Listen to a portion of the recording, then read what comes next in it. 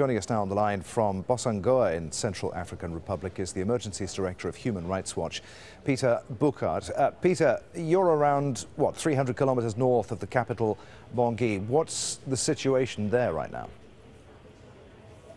Well, thank you for having me. Bossangoa, we also saw very fierce fighting on Thursday. Anti-Balaka forces control of the city, pushing out the Seleka element. The FOMAC peacekeeping troops tried very hard to separate the Christian from each other, but after the fighting we entered and found that the Christian anti-Balaka militias had killed 11 Muslims in the Muslim quarters of Bossangoa. Both sides are committing horrific atrocities. Just a few hours ago, Seleka fighters here shot at a mother, leaving her body behind next to her crying baby. So it really is a horrific situation with civilians caught right in the middle. Who is in control of Bossangoa right now?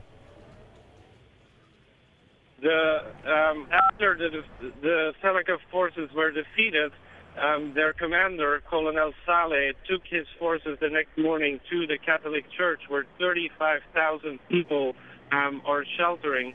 He set up warders outside the church and fired two into the compound, and said that if the anti-Balaka forces do not leave, he will attack the 35,000 displaced people.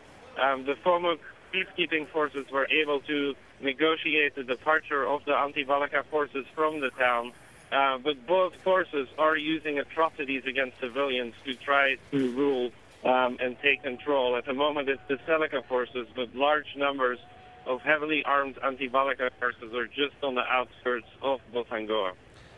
You mentioned the African peacekeeping troops there. They have managed to help many civilians, though, haven't they? I was here when the gun battle took place on Thursday, and I have to say it was incredible to see the courage and the determination used by the Congolese peacekeeping forces here from the Republic of Congo.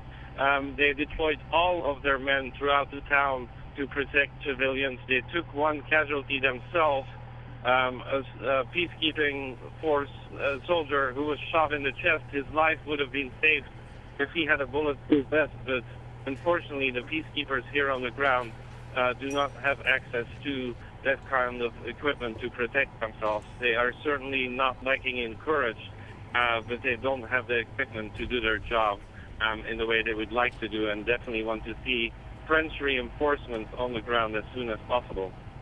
Peter, thanks very much indeed for letting us know what's going on there in Bossangoa. That's Peter Bouckaert there from Human Rights Watch.